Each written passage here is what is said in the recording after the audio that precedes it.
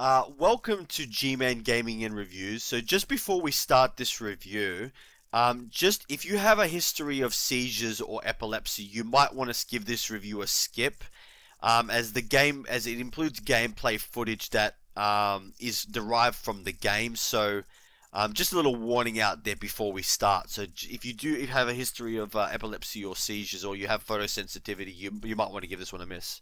But if not, continue on. Alright, welcome to Gman Gaming and Reviews. So this is going to be a review of the game Vampire Survivors. So the game Vampire Survivors is actually really awesome. It's for $3.99 on Steam, at least in Australia. Very, very cheap game, but you actually get a lot for what you pay for, actually. Like, I think I've played this game over 50 hours, and I haven't gotten tired of it. There's still challenges to do in the game, which is really, really good. So the premise of the game is that you pick a stage. At the beginning, you only start with, say, one, I think, and you basically you walk around and you pick a character, right? And each of the characters starts with a weapon, right? And so essentially the aim of the game is you walk around, you kill enemies drop experience, once you get enough experience, you level up, right? So basically the premise of the game is to just basically survive as long as you can. So the enemies will keep spawning and they will keep coming at you. Now, what makes this game very different from other games and sort of gives it a little bit of a learning curve is that you don't actually click buttons to use the weapons, okay? The weapons will automatically trigger from your character based on the cooldown. So every time that the cooldown is finished, the attack will trigger. So really, the only thing that you really use the controls to do is to move around, right? So enemies generally do damage by running into you, right? Some of them shoot projectiles, some of them explode, but for the most part, the enemies do damage to you by just running into you.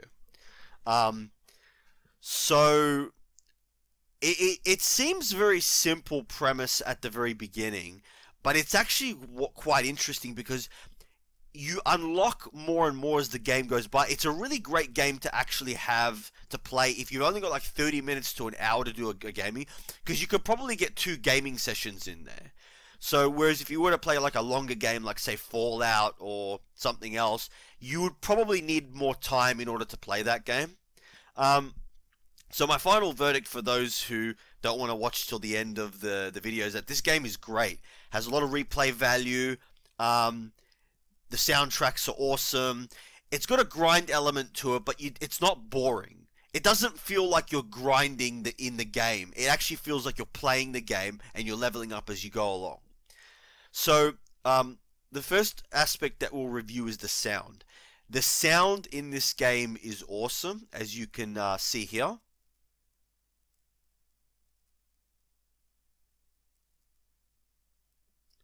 So, the game has really awesome like tracks to it. So this one's pretty good.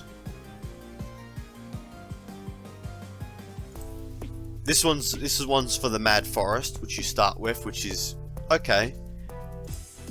And we get to some good stuff. You unlock more music tracks as you play the game, and here's my favorite.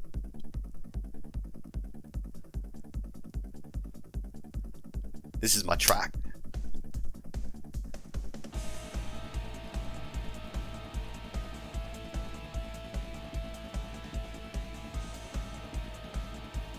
And then we got, this is pretty good. So you see the sound quality is actually like really good in this game. It's really, really good, and you can choose your tracks, which is awesome. And this one's good. This one's good too.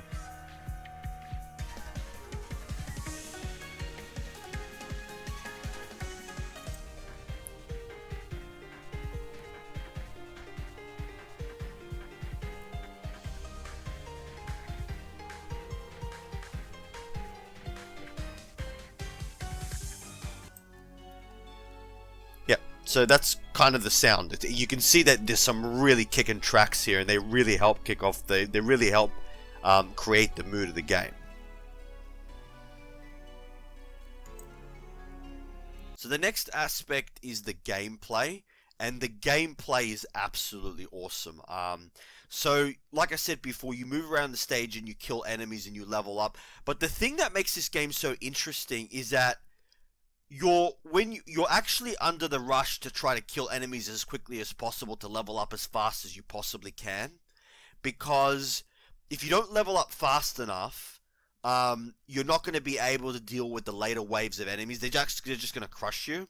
So you've sort of got to, like, as soon as you start from the very beginning, like, you're on the clock, you've got to kill enemies as quickly as you possibly can. You've got to level up as fast as you possibly can. So it makes for a very tense, challenging, but stimulating gameplay in a very short period of time.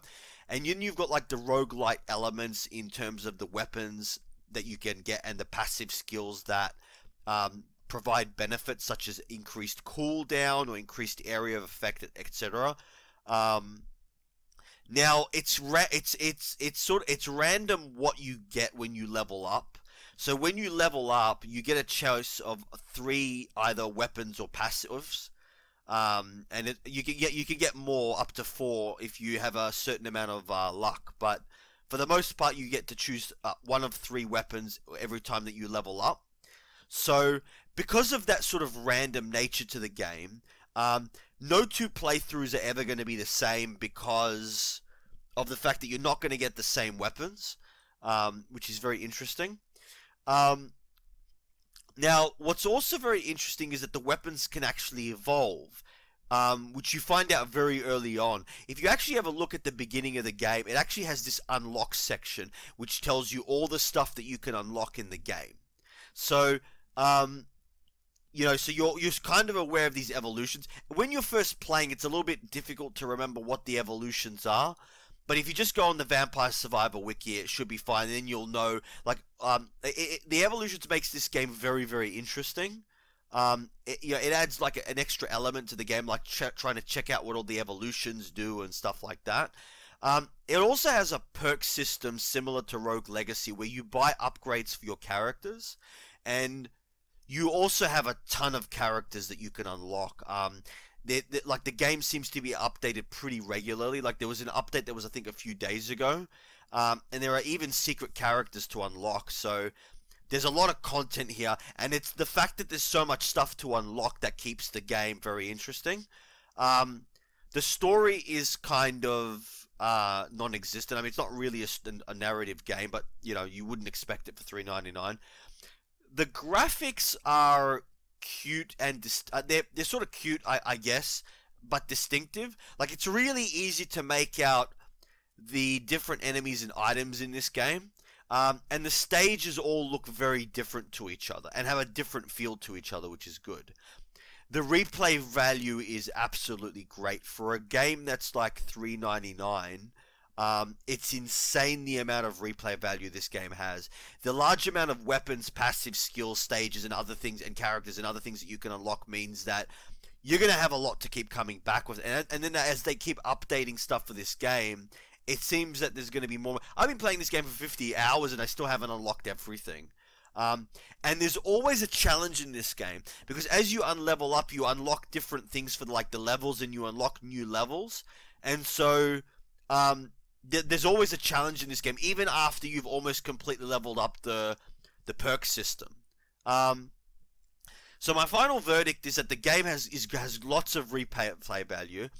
It seems deceptively simple, but it has a little bit of a learning curve, just simply because it's so different than other games. Like, you sort of start the game, you're like, what am I supposed to do? It's like, why are the weapons happening?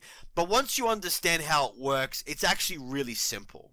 The soundtrack is awesome, and it keeps you pumped. Like, I've got my favorites, and it has like a grind element to it where you're leveling up to get coins in order to level up your perks and unlock characters. But because of the way the game works, it doesn't feel that way. So my final verdict is that this is a great game, especially since it's only $3.99 in Australian dollars. So you're getting a lot of value for just a short period of. If you want a game where you want to be just spend a little bit of money and have a crap load of replay value, Vampire Survivors is it. Like I've been playing this game for like over 50 hours, and I'm still going to be playing it. It's absolutely awesome. All right, this was Gman Gaming and Reviews. Thank you for watching. If you got all the way to the end, please like and subscribe on YouTube. Please check out my blog, gmanreviews.blog, for written articles on games. We've also got a podcast we've also got a podcast about the reviews, and also this will also be on a podcast as well, so so that you can listen to it audially, not audio, or in an audio fashion. And we'll also have a podcast coming up for gaming PCs on a budget. It's sort of a topic of mine. So, and I'm good at software, but I'm going to be learning more about computer hardware, and maybe put together my own computer and show people how to do it. Like, it's all about like gaming on a budget, like how to get that performance out of So it'll be with a mate of mine who's like my tech guy. He put together my computer, so it'll be really, really good. Yep, so check out the Discord. I'll put all of this in the links. So this was G-Man Gaming and Reviews. Thank you for listening or watching, and see you on the next one. Alright, bye.